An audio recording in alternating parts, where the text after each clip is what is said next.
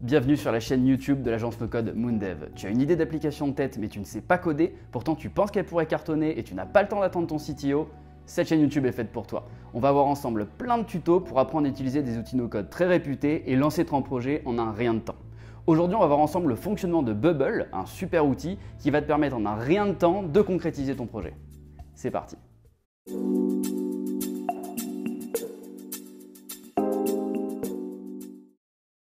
Donc voilà, une fois que vous vous êtes créé votre compte Bubble, vous vous retrouvez sur votre tableau de bord avec donc vos applications, vos plugins et vos templates. Donc les templates et les plugins, on y reviendra un petit peu plus tard. En attendant, comment on fait pour créer une nouvelle application? Donc déjà, on clique sur New App et là, vous donnez un nom à votre application. Alors par exemple, il va lui mettre premier tuto sans espace YouTube. Bubble récupère un petit peu d'informations à chaque fois que vous créez une nouvelle app, donc il vous demande quel type d'application vous êtes en train de créer, donc ça n'a pas vraiment d'importance. On va mettre par exemple SaaS. Est-ce que c'est Customer Facing ou internal, donc est-ce que votre application va être partagée à des utilisateurs externes ou est-ce que c'est vraiment pour de l'interne, donc par exemple si vous êtes dans une entreprise, donc on va mettre external, il y a d'autres gens qui vont l'utiliser. Et Details about your app, donc optional, on s'en fiche, on peut passer. What's your goal with this application? Là, on va mettre Just playing around, c'est simplement pour vous montrer l'interface Bubble. Et on clique sur Create a new app. Et voilà, ça c'est la première chose que vous allez voir une fois que vous avez créé votre première application. Alors, Bubble va vraiment vous assister tout au long de la création de votre application. Donc, il va vous montrer un petit tuto. Donc là, nous, on va le passer. Par contre, ce qui est important de savoir, c'est que Bubble vous prépare le site web, et en tout cas, en fait, tout le squelette de votre future application. Il vous met directement, il précharge des pages pour le site web, des pages pour l'application. Vous pouvez voir ici qu'il y a un début de landing page. Moi, ce que je vous conseille de faire, et pour les prochains tutos, on va faire exactement pareil, c'est qu'on va faire Start with a blank page. Comme ça, on va vraiment repartir de zéro. Il n'y aura pas de réglage prédéfini. Comme ça, on va vraiment apprendre à utiliser Bubble de zéro. Mais après, évidemment, pour gagner du temps, vous pourrez utiliser les templates que Bubble met à votre disposition. Donc, on fait Start with a blank page et Claude the Assistant.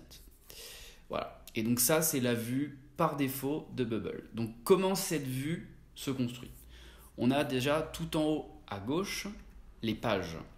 Vous voyez ici qu'on a Index, 404, Reset. Ça va être les différentes vues de votre application. Par exemple, dans une application, si vous avez un tableau de bord, et bien ici, vous allez créer une page tableau de bord.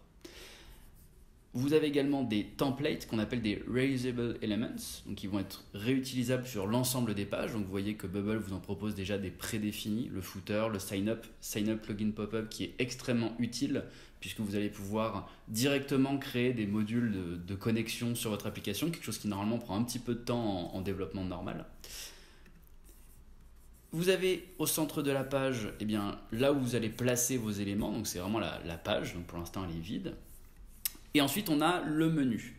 Donc, on a le menu Design avec l'ensemble des items que l'on va pouvoir drag and dropper sur la page. Donc, par exemple, si je prends texte et que je le fais glisser ici, vous voyez que j'ai du texte qui est apparu sur ma page. Donc, je peux le modifier. Hop, il se modifie de manière dynamique. On reviendra sur l'ensemble et du moins le détail des éléments un peu plus tard. En attendant, vous avez également les workflows et la data. Ça, c'est les deux éléments les plus importants du menu et c'est les deux éléments les plus importants que vous allez construire une app avec Bubble. Les workflows, c'est quoi? C'est des briques qui vont permettre de mettre en place des process au sein de votre application. Je m'explique. Vous avez ici, par exemple, le texte.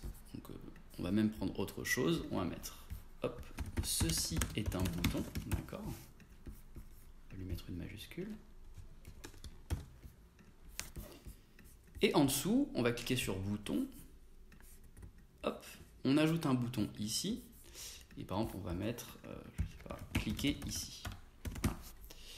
Donc là, on a du texte et un bouton. Et nous, ce qu'on veut, par exemple, c'est que quand on clique sur le bouton, eh bien, ça nous amène vers la page 404. Voilà. On veut que ça nous amène vers cette page-là. En fait, un workflow dans Bubble, c'est quoi? C'est dire... Quand je clique sur ce bouton, donc ici vous avez le menu de l'item sur lequel on a cliqué, on va faire Start Edit Workflow qui va nous amener dans ce menu-là. When button cliqué ici is clicked, et là on va ajouter une action.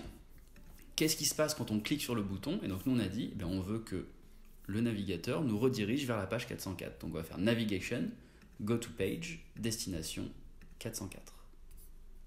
Ça, c'est un workflow. Mais on verra dans le détail exactement ce que c'est tout à l'heure, mais au moins vous voyez un petit peu à quoi ça correspond. Un workflow, c'est une série d'actions que Bubble va exécuter en fonction de ce que vous avez déterminé dans cette vue workflow. Ensuite, on a, d'ailleurs on va même le tester tout de suite pour vous visualiser bien. Je suis ici, si je clique sur Preview, donc Preview ça va ouvrir une nouvelle page qui va me montrer mon application, donc vous allez voir que ça ne va pas ressembler à grand chose. On a juste les deux éléments que j'ai ajoutés jusqu'à présent. Par contre, si je cliquez ici, donc sur le bouton, rappelez-vous le workflow, ça nous amène vers la page 404. Voilà, ça c'est un workflow qui a été mis en place dans Bubble. Et donc c'est entièrement dynamique et vous allez voir qu'on peut faire énormément de choses avec le workflow. Les workflows, c'est la colonne vertébrale de vos applications. Ensuite, on a Data. Data, qu'est-ce que c'est? En fait, c'est tout simplement la base de données de votre application. Donc, comment se construit la base de données dans Bubble? C'est très simple. On a des data types et dans ces data types, on a des fields. Concrètement, c'est quoi? Un data type, c'est un objet, donc ça peut être par exemple, là, par défaut, il y a user, donc les utilisateurs, mais on peut ajouter n'importe quoi. New type, par exemple, demain, et d'ailleurs on va sûrement le faire en tuto, on va faire une application to do, qui est un peu le classique en développement, et bien on va mettre un type, par exemple, tâche, ou même mieux, on va mettre un type to do. On va créer ce type to do. Et dans ce type to do, donc on a des champs qui sont par défaut, des fields par défaut, donc le créateur, la date de modification, enfin la dernière date de modification, la date de création, mais on va pouvoir ajouter de nouveaux fields. Donc par exemple, dans to do, eh ben on va lui mettre un field tâche, par exemple. Là, on précise le type de field, donc le type de ligne que c'est. Donc, est-ce que ça va être du texte? Est-ce que ça va être des nombres? Est-ce que ça va être une image? Donc là, aujourd'hui, on va se dire, ça peut être du texte, par exemple. Et donc là, on a bien dans le type to do une tâche. On peut même aller plus loin parce que dans la database, on peut carrément lier des objets entre eux, donc des types entre eux. Et donc par exemple, si je crée un type tâche, d'accord, donc à chaque fois que je vais créer une tâche, il va y avoir une nouvelle ligne tâche qui s'ajoute. Et dans to do, je peux carrément faire un field tâche avec, hop, ici, on explique que le field type correspond à tâche et que c'est une liste de tâches. Encore une fois, ne vous prenez pas la tête avec ça maintenant, c'est simplement pour vous montrer un petit peu les possibilités de la database Bubble. Le prochain menu, c'est quoi? C'est le menu style. Vous allez voir qu'on va pouvoir personnaliser entièrement les éléments de notre application dans Bubble. Donc on peut vraiment la faire ressembler à tout et n'importe quoi. Et ça, c'est vraiment, vraiment pratique. On peut s'inspirer de design qu'on voit sur Internet. Donc en tout cas, on a vraiment la main à 100% sur ce qu'on est en train de faire dans Bubble. Autre gros avantage de Bubble, on peut ajouter des plugins. Parce que bien évidemment, l'idée c'est d'aller vite en no code. Et donc si on doit toujours tout recoder, c'est très long. Donc par exemple, vous avez des plugins pour absolument tout en fait. Vous avez si vous voulez intégrer des paiements, vous avez un plugin pour Stripe. Vous pouvez avoir un plugin pour, vous voulez ajouter, je sais pas, une carte, vous avez un plugin Google Maps, voilà, qui est ici. Donc attention, tous les plugins, là vous voyez qu'ils sont gratuits, mais tous les plugins ne sont pas gratuits. Sachant que ce que vous voyez là, c'est le plugin store de Bubble. En fait, il y a des plugins qui sont développés par Bubble et d'autres qui sont développés par des gens comme vous et moi. Et donc, beaucoup, bien évidemment, font payer. Donc, vous voyez ici, 16$ en une fois ou 4$ par mois. Vous en avez qui sont même bien plus chers. Donc, il y a vraiment de tout. Mais en tout cas, faut savoir que les plugins permettent d'étendre les possibilités de Bubble. Et enfin, vous avez les settings ici. Vous allez voir un peu toutes les différentes options que vous offre en fait, la personnalisation de Bubble par rapport à votre application. Encore une fois, là c'est simplement une présentation générale, donc on y reviendra un peu plus tard.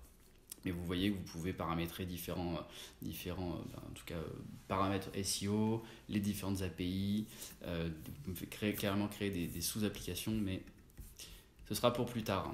Et enfin, on a également la main sur les logs. Pareil, quand on va un petit peu plus loin, et donc quand on ira un peu plus loin dans les différents tutos Bubble, on s'intéressera à tout ça. Voilà. Voilà, donc ça c'est tout pour l'overview de Bubble. Ce qu'il faut retenir, c'est que quand vous créez votre application, il vaut mieux, en tout cas quand on débute, je pense, partir d'une blank page pour pouvoir vraiment jouer avec et pas être embêté avec les différentes pages que Bubble nous pré-crée. En tout cas, vous pouvez dès à présent commencer à jouer un petit peu avec ça. Vous prenez n'importe quel élément, vous les faites glisser et vous voyez ce que ça fait. Vous voyez, tout à l'heure, je vous montrais les différents éléments de design. On s'attardera dans le prochain tuto sur les groupes et les repeating groups qui vont faire partie intégrante de vos applications. Vous voyez ici que j'ai créé un groupe, j'ai fait glisser mes 2 éléments dans le groupe. Et ça, retenez bien, ça va vraiment vous être super utile pour les prochaines fois. Voilà, si cette vidéo t'a plu et qu'elle t'a donné envie d'en savoir plus sur Bubble pour pouvoir développer toi-même ta propre application, surtout abonne-toi car il y a de très nombreux tutos qui arrivent. Allez, à bientôt.